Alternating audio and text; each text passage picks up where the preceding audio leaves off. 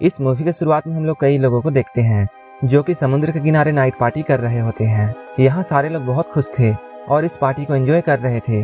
Party रात भर चलती है। इसके बाद सुबह होती है। हम लोग देखते हैं यहाँ अभी भी कई लोग हैं जो कि रात में पार्टी करके बहुत थक चुके हैं और वो लोग अभी तक सो रहे हैं। यहाँ एक लड़की का नाम केली है। वो उठती है और अपने साथियों को जगाती है। तभी केली अपने फ्रेंड मिच से ये कहती है, उन लोगों के अलावा सारे लोग यहाँ से जा चुके हैं। उनकी एक फ्रेंड जिसका नाम मार्सा है वो नींद से जागती है। उसने रात में बहुत ज्यादा पी ली थी, इसलिए उसके जगते ही उसे उल्टियां होने लगती हैं। केली पास में ही एक कौवे को देखती है। वो जैसे ही सैंड पर बैठता है उसके साथ कुछ अजीब होने लगता है और वो धीरे धीरे जमीन के अंदर चला जाता है। इधर मार्सा जब अपने टेबल से नीचे उतरती है और अपने कदम सैंड पर रखती है तभी उसका पैर वहां जम जाता है। वो अपने पैर को सैंड से निकालने की पूरी कोशिश करती है, लेकिन उसे ऐसा महसूस होता है जैसे उसके पैर को कोई अंदर खींच रहा है। ये सब देखकर उसका एक फ्रेंड जल्दी से उसे बचाने के लिए जाता है, लेकिन जैसे ही वो गाड़ी से उतरकर सैंड पर अपना पैर रखता है उसका पैर भी जम जाता है और वो सैंड पर गिर जाता है और उसका पूरा शरीर सैंड से चिपक जाता है। देखने में ऐसा लग रहा था जैसे यहाँ कोई अजीब चीज है जो कि उसे सैंड के अंदर खींच रही है। धीरे धीरे वो चीज इसे खाने लगती है और इसके पूरे शरीर को सैंड के अंदर ले लेती है। ये सब देखने में भयानक लग रहा था। सारे लोग ये देखकर बहुत ज्यादा डर जाते हैं और वो सारे लोग बहुत हैरान थे। उन्हें कुछ भी समझ में नहीं आ रहा था कि इनके साथ यहाँ क्या हो रहा है। केली चेक करने के लिए किनारे जाती है और सैंड के नजदीक अपने हाथ को ले जाती है। तभी वो देखती है सैंड से कोई चीज निकल रही है जो कि उसके हाथ को छूना चाहती है। इसके बाद ये लोग जान जाते हैं कि सैंड में प्रॉब्लम है और हम लोगों को नीचे नहीं उतरना है। कुछ वक्त बाद उनके एक फ्रेंड जिसका नाम गिलबर्ट है उसकी आंख खुलती है जो कि एक बड़े से कैन में होता है।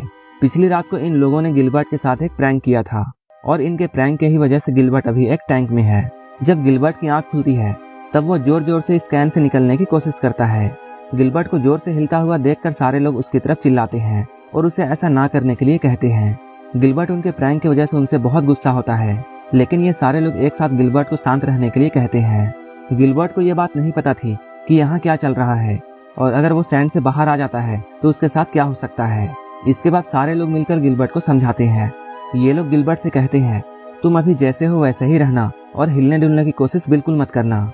सारे लोग बहुत डरे हुए थे। ये लोग अपनी अपनी जगह पर रिलैक्स करते हैं और बैठकर ये सोचते हैं कि अब क्या किया जाए। इन लोगों के पास मदद का भी कोई जरिया नहीं था। इनका फोन कार के ट्रंक में था और सारी रात पार्टी करने के लिए इन्होंने कार के लाइट को ऑन रखी थी, जिसकी वजह से कार की बैटरी डाउन हो चुकी थी और कार स्टार्ट नहीं हो रही थी। धूप बहुत तेज होती है जिससे सभी की बॉडी जलने लगती है। इसके बाद ये सारे लोग अपनी बॉडी पर बॉडी लोशन लगाते हैं और थोड़ा रिलैक्स करने की कोशिश करते हैं।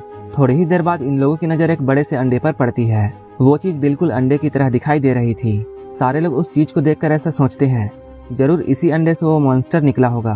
तभी इन लोगों को ये बात समझ में आती है, पार्टी में जितने भी लोग यहाँ आए थे वो सारे लोग कहीं नहीं गए हैं, बल्कि वो सारे लोग सैंड में ही समा गए हैं और वो सारे लोग सैंड में दफन हो चुके हैं, क्योंकि वो सैंड मॉन्स्टर सभी लोगों को खा गया है। धीरे धीरे सारे लोगों की हालत बहुत खराब होने लगती है और इन लोगों को भूख लगने लगती है। तभी उनका फ्रेंड जिसका नाम जोना है वो एक आइडिया लगाता है और वो कार में रखे 2 राफ्ट से चलने की कोशिश करता है। वो सोचता है वो राफ्ट के जरिए से पास के टेबल तक पहुंच जाएगा। उस टेबल में पहुंचने से इन लोगों को खाना मिल जाएगा। सारे लोग उसे ऐसा करने से रोकते हैं, लेकिन वो नहीं मानता है और वो राफ्ट के जरिए से टेबल तक जाने लगता है। वो धीरे धीरे राफ्ट के जरिए आगे बढ़ने लगता है। धीरे धीरे वो टेबल के नजदीक पहुंच जाता है, लेकिन जैसे ही वो वहां पहुंचता है उसका राफ्ट स्लिप होने लगता है और वो सैंड पर गिरने लगता है। उसका राफ्ट पीछे की तरफ स्लाइड करने लगता है और वो सैंड में टच करने ही वाला होता है। तभी वो अपनी पूरी ताकत लगाकर जोर से छलांग मारता है और वो टेबल तक पहुंच जाता है। सैंड के बहुत नजदीक जाने के कारण वो मॉन्स्टर इसके पेट को छू लेता है और इसके पेट की चमड़ी में इन्फेक्शन शुरू हो जाता है। उसके पेट में जख्म जैसा बन जाता है। अपने दर्द को सहते हुए वो अपने दोस्तों को खाने पीने की चीजें देता है, लेकिन धीरे धीरे उसका दर्द बहुत ज्यादा बढ़ जाता है और उसका पेट जले हुए स्किन की तरह हो जाता है। उसके पेट पर बबल्स फूटने लगते हैं। उसे बहुत ज्यादा दर्द होने लगता है। दर्द के कारण जोना कुछ भी नहीं कर पाता है। कार के ट्रंक में इन सभी लोगों का सामान होता है, इसलिए कार में जो लड़कियां बैठी होती हैं वो उस कार के ट्रंक को खोलने की कोशिश करती हैं। ये दोनों लोग कार के ट्रंक को खोलने की कोशिश कर रही होती हैं। ट्रंक लगभग खुल ही जाता है, लेकिन तभी अचानक उन लोगों को एक पुलिस की कार आती हुई दिखाई देती है, जिससे एक्साइटेड होकर रोनी की उंगलियां कार के ट्रंक में फंस जाती हैं। ये सारे लोग जोर जोर से चिल्लाकर पुलिस को अपनी तरफ बुलाते हैं, लेकिन पुलिस को ये बात पता नहीं थी कि यहाँ क्या चल रहा है। वो यहाँ आकर बिल्कुल नॉर्मल रिएक्ट करता है, केली उसे दूर से चिल्लाकर पूरी बात बताने की कोशिश करती है और ये सारे लोग उसे चिल्लाकर बताते हैं कि यहाँ सैंड में कुछ प्रॉब्लम है, लेकिन वो पुलिस वाला इनकी बातों को मजाक समझता है। ये सारे लोग उसे सैंड में ना उतरने के लिए कहते हैं, लेकिन वो पुलिस वाला किसी की भी बात नहीं मानता है और वो सैंड में उतर जाता है। लेकिन उसके जूते काफी मोटे और हार्ड थे, जिसके कारण उसे कुछ भी नहीं होता है। इसके बाद वो पुलिस वाला जोना के पास जाता है और उससे उसकी हालत के बारे में पूछता है। इसके बाद वो गिलबर्ट के पास में जाता है और उससे भी सारा कुछ पूछता है। इसके बाद वो केली और मिच के पास आने लगता है और वो इन लोगों के पास आकर इनसे यहाँ के हालत के बारे में पूछता है। केली उसे पूरी बात बताती है, लेकिन वो पुलिस वाला उसकी बात पर यकीन नहीं करता है। वो सोचता है ये सारे लोग मिलकर उसके साथ मजाक कर रहे हैं। इसके बाद वो पुलिस वाला इन लोगों को नीचे उतरने के लिए कहता है, लेकिन केली नीचे आने से बिल्कुल मना कर देती है। वो जबरदस्ती सारे लोगों को नीचे उतरने के लिए कहता है। बात करने के दौरान उस पुलिस वाले की चाबी सैंड में गिर जाती है। इसके बाद वो उसे उठाने के लिए सैंड पर अपना हाथ रखता है। जैसे ही उसका हाथ चाबी तक पहुंचता है, उसका हाथ सैंड में जम जाता है। उसके हाथ को कोई नीचे खींचने लगता है। पुलिस वाले के दूसरे हाथ पर पेपर स्प्रे होता है और जब वो पेपर स्प्रे छिड़क कर अपना हाथ खींचता है, तब तक उसका आधा हाथ कट चुका होता है। अपना कटा हुआ हाथ देखकर वो जोर से चिल्लाने लगता है और जोर जोर से रोने लगता है और इसके बाद वो अपना बैलेंस खो देता है और सैंड पर गिर जाता है। धीरे धीरे करके वो सैंड में समा जाता है। गिलबर्ट काफी लंबे समय से उसी कैन में था, जिसकी वजह से उसे दर्द होने लगता है। पुलिस वाले को देखकर मिच को यह बात समझ में आती है, अगर पैरों में मोटा कपड़ा बांध लिया जाए और यहाँ से तेजी से भागा जाए, तब हम लोग इस सैंड से निकल सकते हैं।